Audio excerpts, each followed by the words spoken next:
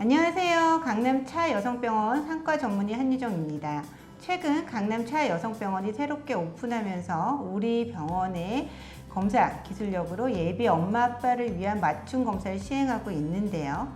강남차 여성병원의 자랑이죠. 유전자 검사에 대해서 설명을 드리려고 합니다. 안녕하세요. 강남차 여성병원 상과 전문의 박희진입니다. 우리 강남차 여성병원에는 산모와 태아의 건강한 출산을 위해 임신 전 받아야 하는 4가지 검사를 한 번에 받을 수 있는 특별한 검사가 있습니다. 교수님, 어떤 검사죠? 맘풀이 검사죠.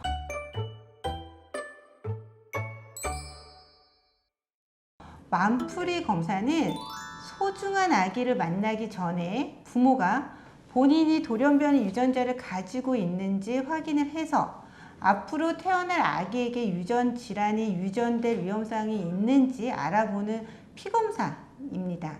그래서 예비 신랑 신부 및 엄마 아빠의 유전자를 맞춤 분석해줘서 마음이 프리해진다. 즉 부모 마음이 안심이 된다. 안심을 시켜주는 검사다라고 보면 될 것 같아요. 네. 최근 임신 전부터 계획 임신을 원하는 부부들이 늘어나고 있는데요. 만원과 고령 임신의 증가로 임신 후 생길 수 있는 합병증을 미리미리 최대한 예방하고 싶은 마음이 크기 때문이겠죠. 유전자 검사는 현대의학의 가장 눈부신 발전을 하고 있는 분야이며 산전 진단의 기술을 발전시키는 데 가장 큰 기여를 하고 있습니다. 맘풀이 검사는 현재까지 임신 전에 태아의 유전자 이상을 예측하는 데 가장 도움이 되고 필요한 4가지를 선택해서 구성했다고 보시면 됩니다. 따라서 임신 준비를 위한 정밀한 유전자 검사를 원하시는 분들께는 최선의 선택이 될 것입니다.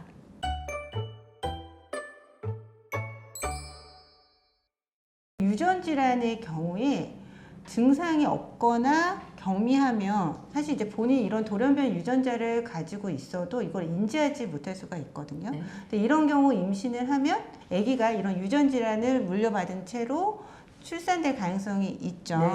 그래서 그렇죠. 또 어떤 유전 질환에 따라서 엄마 검사 결과만 중요한 경우도 있지만 결국 아기는 엄마 아빠 유전자를 각각 받는 것이기 때문에 받으시길 원하시면 사실 부부가 함께 받는 것을 저는 추천을 해드리고 있습니다.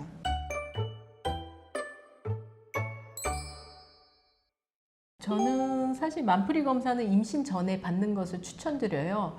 임신 전이나 임신 중 모두 가능하죠. 그렇지만 임신 준비 기간에 미리 검사를 해서 결과 이상이 있는 걸 확인하면 임신 전부터 유전 상담을 받고 미리 준비할 수 있다는 장점이 있기 때문입니다.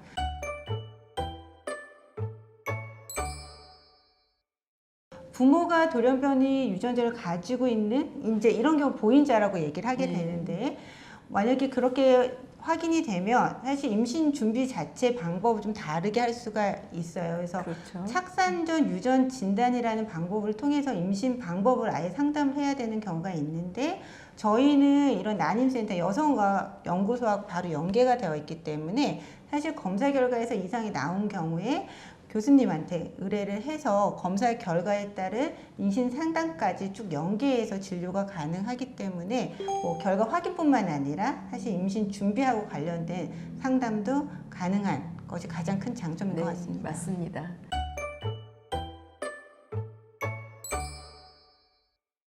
맘풀이 검사에서 우선 첫 번째 MTHFR 엽산 대사에 관여하는 효소 유전자 변이 검사입니다. 일반적으로 임신 한 달 전부터 엽산 400에서 600 마이크로그램을 복용하도록 권유하고 있죠. 하지만 유전자 변이가 있다면 엽산 대사가 저하되고 임신 시도 시에 착상이 실패하거나 습관성 유산으로 이어질 수 있어요. MTHFR은 엽산 대사에 관여하는 효소로서 이 유전자의 변이가 생기면 효소의 활성이 떨어져 혈중 호모시스테인 농도가 증가합니다. 호모시스테인은 단백질 대사로 생성되는 독성 아미노산을 말합니다. MTHFR은 엽산이 호모시스테인을 무독성의 메치오닌으로 변환되는 것을 돕는 작용을 하는데 만약 MTHFR 변이가 생기면 이러한 과정이 원활하지 못해서 호모시스테인이 몸속에 결국 축적되게 되겠죠. 산모의 혈중 호모시스테인 농도가 높을수록 습관성 유산과 태아의 신경관 결손 발생률이 높아지게 됩니다. 만약 MTHFR 변이가 진단되면 고용량 엽산을 복용하셔서 유산과 선천성 기형을 예방할 수 있습니다.